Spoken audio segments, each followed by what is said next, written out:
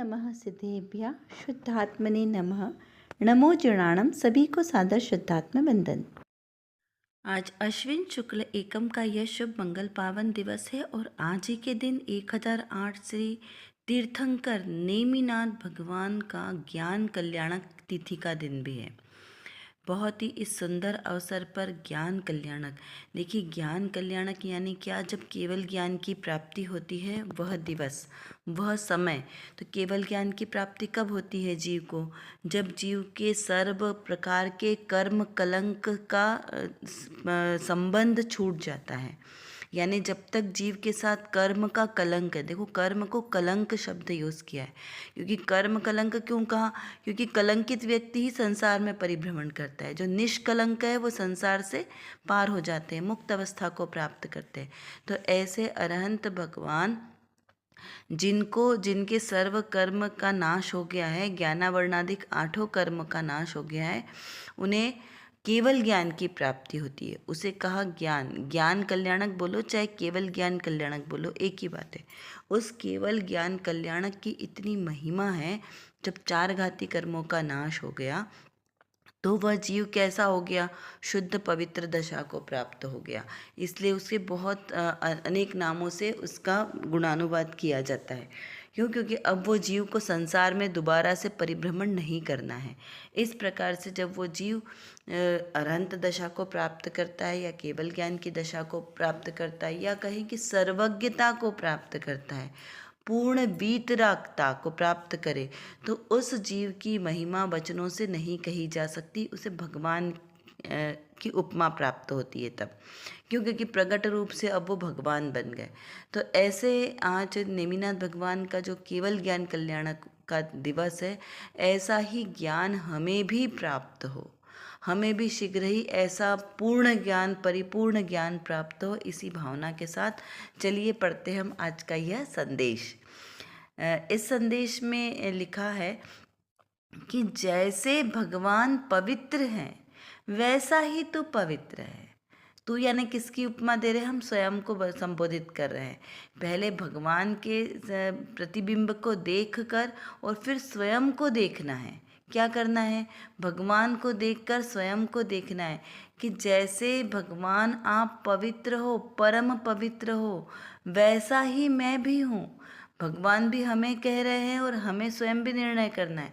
भगवान हमें क्या बता रहे हैं कि जैसा भगवान यानी मैं पवित्र हूँ, वैसा ही तू भी पवित्र है। तो जैसा मैं वैसा तू, प्रतिबिंब के सामने खड़े होंगे तो हमें क्या दिखाई देगा कि जैसा मैं हूँ वैसा ही तो मेरा प्रतिबिंब है। दोनों में कोई डिफरेंस है क्या? कोई डिफरेंस नहीं है। तो यहाँ पर भगवान में मुझे अपना प्रतिबिंब देखना है। तो जैसे भगवान है वैसा ही प्रभुवर मैं भी हूँ।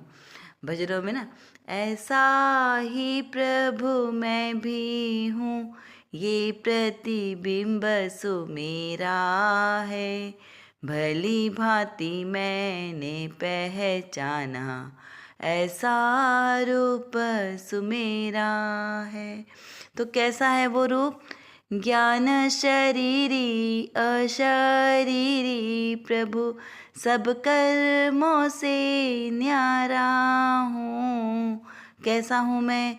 ज्ञान शरीरी हूँ, ज्ञान ही जिसका शरीर है। ये जो अष्ट धातु रूप शरीर है, ये मेरा शरीर नहीं है, ये तो मेरे से अत्यंत भिन्न है। मेरा तो ज्ञान मात्र ही मेरा शरीर है। ऐसा मैं ज्ञान मात्र शरीर वाला हूँ। तो यहाँ पर कहा, क्या कहा कि वैसा ही तो पवित्र है, निष्क्रिय है और निर्विकल्प है। चैतन्य के सामने सब कुछ पानी भरता है। क्या कहा यहाँ पर? चैतन्य के सामने सब कुछ पानी भरता है। इसका क्या अर्थ समझना कि चैतन्य की महिमा इतनी है। हम क्या कहते हैं कि वो चक्रवर्ती राजा के सामने बाकी जितने, जिनको हम बड़े धनपति कहते हैं ना अभी वर्तमान में, वो सब क्या करते हैं? पानी भरते हैं। 100 इंद्र अरिहंत भगवान के सामने जब उन्हें केवल ज्ञान की प्राप्ति होती है समो शरण में, वो सब उनके सामने पानी भरते हैं, यानी दास की तरह खड़े रहते हैं। कौन? सौधर्म इंद्र। सौधर्म इंद्र किसे कहते हैं? इतना जिसके पास बल है कि वो एकमात्र अपनी उंगली को सिर्फ हिला दे तो ये सारा ब्रह्मांड उलट पलट हो जाए, एकमात्र उंगली को हिलाने से, इतना बलशाली। पूरे स्वर्ग का स्वामी, स्वर्गलोक का स्वामी, वो क्या करता है? वो अरिहंत परमात्मा के सामने दास की भांति खड़ा रहता है, दास की भांति चवर ढुलाता है। 64 चवर ढुलते हैं इंद्रों के द्वारा, 100 इंद्रों से वंदित ऐसे वे अरहंत भगवान, वो केवल ज्ञानी भगवान, वो कैसे हैं? परम पवित्र। तो इसका अर्थ क्या? संपूर्ण जगत का वैभव भी जिनके सामने एकदम धूल के समान हो, उनके चरणों में पड़ा हो, तो वो सोचो उस जीव की कितनी महिमा होगी। तो वो उन्होंने क्यों उनकी महिमा है? क्यों? क्योंकि उन्होंने अपने आत्मा को जाना है।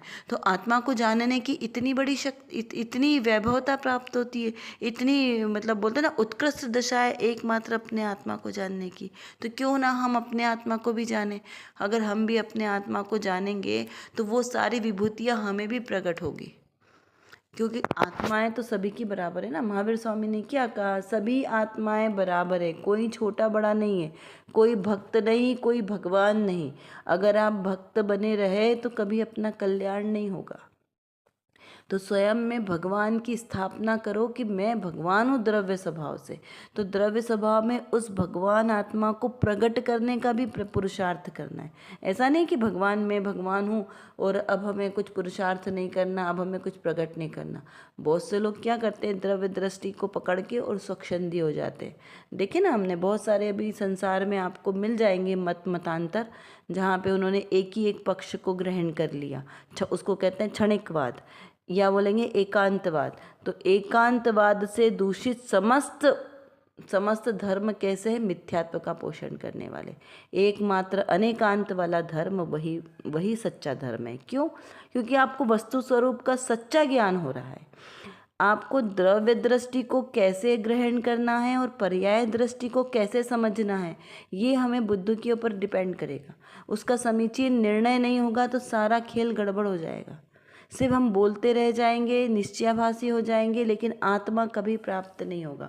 वो जो परम पवित्र निश्चल मेरा आत्मा जो मेरे पास ही है, भगवान स्वरूप आत्मा, भगवत स्वरूप आत्मा, वो कभी प्रकट नहीं होगा। क्यों? क्योंकि हमारी दृष्टि हमने सही नहीं करी है। तो दृष्टि को सही रखना पड़ेगा, शुद्ध दृष्टि होगी तब हमें आत्मा प्राप्त होगा। तो वो मेरा आत्मा कैसा है? परम पवित्र है। पवित्र के बहुत सारे अर्थ आपको मिल जाएंगे, जैसे शुद्ध है, पावन है, निर्मल है, दिव्य है, पुण्य है, धर्म भी तो पवित्र होता है ना, पवित्र धर्म है। फिर आध्यात्मिक दृष्टि से देखें तो पवित्रता भी कैसी है? आपका मन वचन काया की पवित्रता, मन में किसी प्रकार का राग द्वेष भाव नहीं हो, किसी के प्रति क्रोध मान माया आदि के कषाय भाव नहीं हो।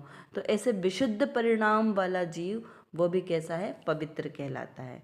इसको इंग्लिश में होली भी बोल सकते हैं, प्योर, ब्लेस्ड, डिवाइन, कहते हैं ना डिवाइन सोल। तो डिवाइन सोल मतलब क्या? परम पवित्र आत्मा। तो वो डिवाइन सोल कौन है? कोई दूसरा है? मैं स्वयं हूँ डिवाइन सोल। क्यों?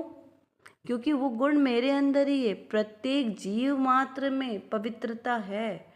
तो पवित्रता है तो प्रगट में है क्या? नहीं, अभी अप्रगट है। कल हमने क्लास में क्या चर्चा की थी कि उस बीज में शक्ति रूप से वृक्ष बनने की शक्ति तो है, लेकिन प्रगट रूप से नहीं है अभी, क्योंकि अभी सामने बीज दिख रहा है ना। लेकिन ज्ञानी जीव को ये विश्वास है ना कि इसमें से वृक्ष निकलेगा। वो जब किसान बीज लेता है, बीज बोता है अपने खेतों में, तब उसे विश्वास होता है ना कि इस बीज में से वृक्ष निकलेगा। तभी तो उसमें इतनी मेहनत करता है, उसको उपजाऊ भूमि बनाता है, फिर उसमें बीज डालता है, फिर उसमें सिंचन करता है जल का, और उसकी पूरी देखभाल करता है कि जब तक वो वृक्ष नहीं बन जाए।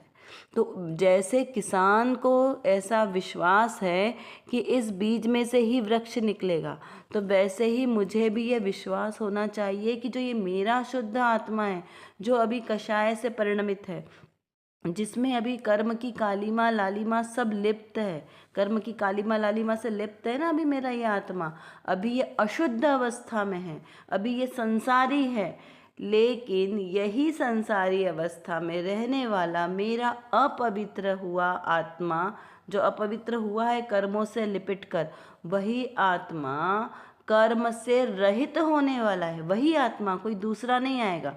जिस प्रकार खदान से सोना निकलता है, तब हमें उसके साथ में मिट्टी भी मिलती है, तब विश्वास होता है ना कि ये शुद्ध हो के सोना यही सोना बनेगा।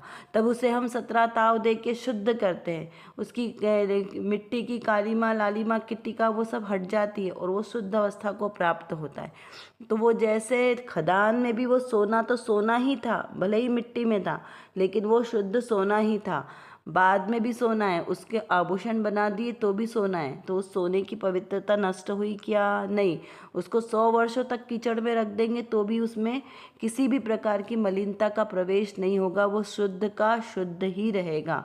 वैसा ही यह मेरा आत्मा चाहे किसी भी गति में जाए, किसी भी पर्याय में जाए, वो द्रव्य स्वभाव से तो शुद्ध था, शुद्ध है और शुद्ध ही रहेगा।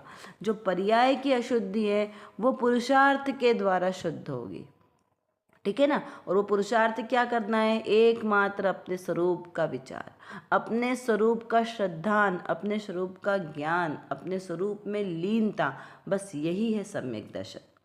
देखिए यहाँ पर मुमुक्षु ने प्रश्न किया है कि इसी प्रकार पर पदार्थ हानि नहीं करता, तो फिर पर संग, अन्यमति विद्वान साधु का संग करने से क्यों मना किया जाता है? क्या प्रश्न किया कि अन्य जो मिथ्या दृष्टि साधु है उनका संग करने से मना क्यों किया जा सकता है? क्योंकि द्रव्य स्वभाव से तो मैं शुद्ध हूँ ना, तो हम किसी का भी संगति करें तो उसमें क्या दोष आएगा? तो उसका बहुत सुंदर यहाँ पर समाधान दिया है पूज्य गुरुदेव श्री अष्टपाहुर जी के भाव पाहुर जी के 182 नंबर के जो गाथा है उसके भावार्थ के आधार से कहते हैं कि अन्यमति विद्वान साधु का संग करने से अपना भाव मिथ्यात्व रूप होता है, इसीलिए ऐसा कहते हैं। तुझे उसकी रुचि हो जाएगी, उसका संग करने से उसमें कुछ लगता है कि ये कुछ अच्छा हो सकता है वह साधु बहुत विद्वान है, परंतु क्या विद्वान मूर्खता ये हम जानने के लक्षण होने चाहिए क्या? श्रद्धा उल्टी हो जिसमें वह विद्वान कहाँ से कहलाएगा? यहाँ पर गुरुदेव श्री क्या कह रहे हैं, समझ में आया कि जिसकी श्रद्धा ही उल्टी होगी वह विद्वान कैसा कहलाएगा? विद्वान का अर्थ तो यह है जिसकी श्रद्धा सच्ची हो गई है, तो वह विद्वान नाम पाएगा। यहाँ पर कहा कि उसकी विद्वत्ता किस काम की? सुलगा, यह तो आत्मा को मतलब भ्रमाने वाला है, सुलगाने वाला है, आत्मा को दुख देने वाला है, आत्मा को अपवित्र करने वाला है। आहा, ऐसी बात है भाई, जगत में तो उल्टा ही सब कार्य चलता है। पूज्य गुरुदेव श्री यहाँ कम शब्दों में क्या बताना चाहते हैं कि मिथ्यात्व क्या है? उल्टी मान्यता का नाम मिथ्यात्व। उल्टी यानी विपरीत मान्यता। जो वस्तु जैसी है उसको वैसा न मान के उसके विपरीत मानना। मेरा आत्मा कैसा है? ज्ञान दर्शन स्वभाव वाला है, मात्र जानने देखने वाला है, तो उसको क्या माना है हमने? पर पदार्थों का कर्ता भोक्ता माना। उसे हमने कर्ता भोक्ता मान के रखा, जबकि वो जीव कैसा है? मात्र जानने देखने वाला है। कर्ता भोक्ता उसका स्वभाव ही नहीं है, वो तो उसका विकारी भाव है, और विकारी भाव को हमने अपना भाव मान लिया तो अशुद्धि आएगी ना। तो इसी में तो अशुद्धि आती है। अब यहाँ पर देखो, सम्यक दृष्टि किसे कहा? जिसको सच्चे वीतरागी देवशास्त्र गुरु पे सच्चा श्रद्धान है, व्यवहार की कथन है, निश्चय से अपने निज शुद्धात्मा का श्रद्धान है। दृढ़ श्रद्धान कहाँ? यहाँ दृढ़ श्रद्धान है वो सम्यक दृष्टि है। और यहाँ कहा कि अन्यमति, तो अन्यमति से प्रयोजन ही यही कि अन्यमति उसी को कहेंगे जिसने अपने आत्मस्वरूप का श्रद्धा नहीं रखा, अन्य को माना है। तो ऐसे अन्यमतियों के पास जाने से क्या होगा? हमने क्या विचार किया कि नहीं, हमारी तो श्रद्धा पूरी की पूरी अपने आत्मस्वरूप पर ही है। श्रद्धान हमारा पूरा जिन शासन पे, वीतरागता पे ही हमारा श्रद्धान है। तो हम तो मात्र ऐसे ही बस देखने गए थे, मंदिर घूमने गए थे, तो घूमने गए थे, देखने गए थे, तो वहाँ पर कहा कि वो अभिप्राय में सूक्ष्म भूल होती है। जो दृढ़ श्रद्धा नहीं होता है उसे देखने का अभिप्राय नहीं है, क्योंकि देखना क्या देखना, मैं तो ज्ञाता दृष्टा स्वयं ही हूँ, किसको देखने जाना है? मेरा आत्मा तीन लोक तीन काल को जानने देखने वाला है, तो संसार की ऐसी कौन सी वस्तु है जो मैंने नहीं देखी? अनंत बार पंच परावर्तन पूरे किए, संसार का एक एक प्रदेश अनंत अनंत बार जाकर देखा है, अनंत अनंत जगहों पे परिभ्रमण किया है। अब ऐसी कोई जगह नहीं बची जो मैंने कभी नहीं देखी, तो फिर किसको देखने जाना?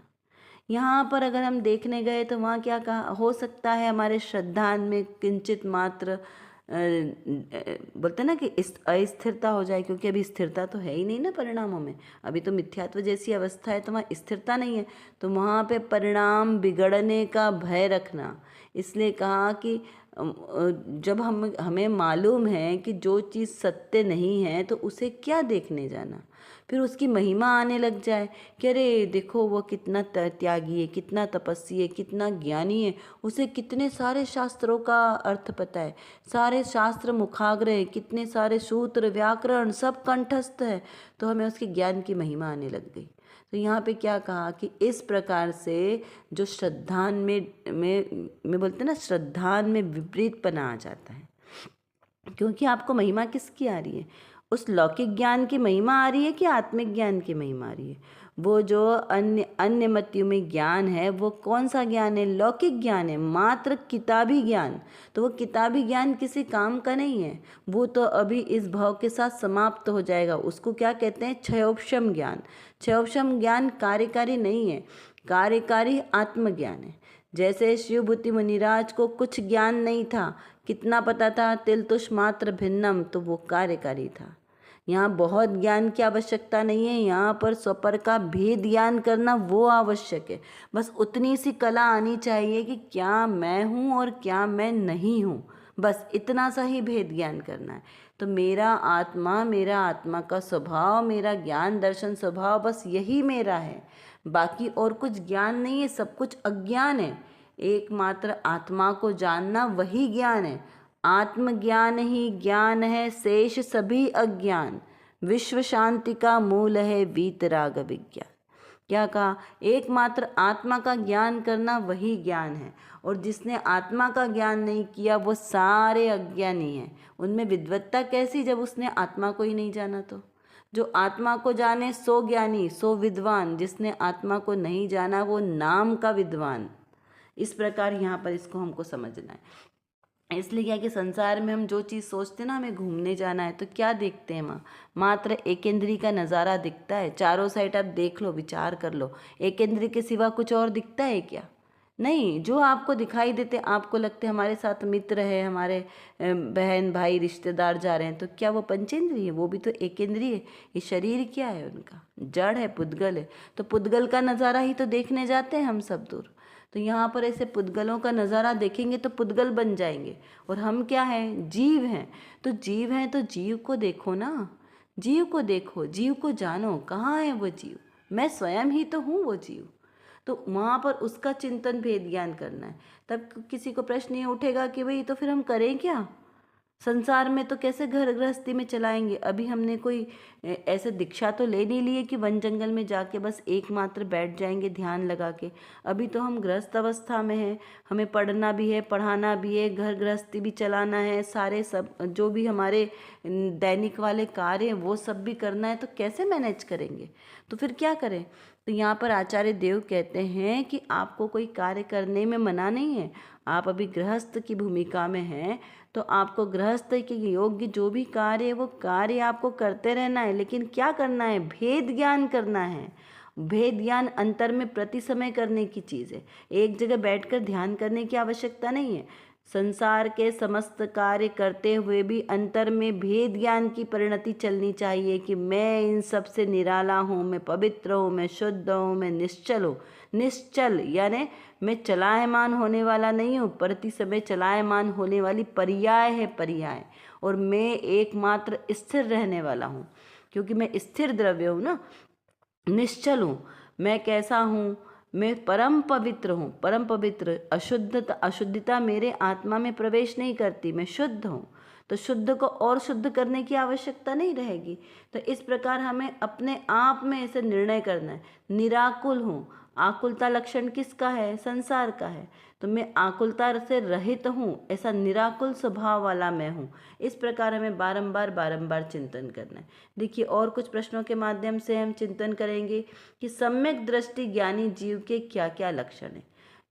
कैसे पता चलेगा कि ये सम्यक दृष्टि है कि ये ज्ञानी है, ज्ञानी है कि मूर्ख है। देखिए, लौकिक में तो हम क्या कहते हैं कि वाणी से मनुष्य की पहचान होती है कि वह मूर्ख है या फिर ज्ञानी है।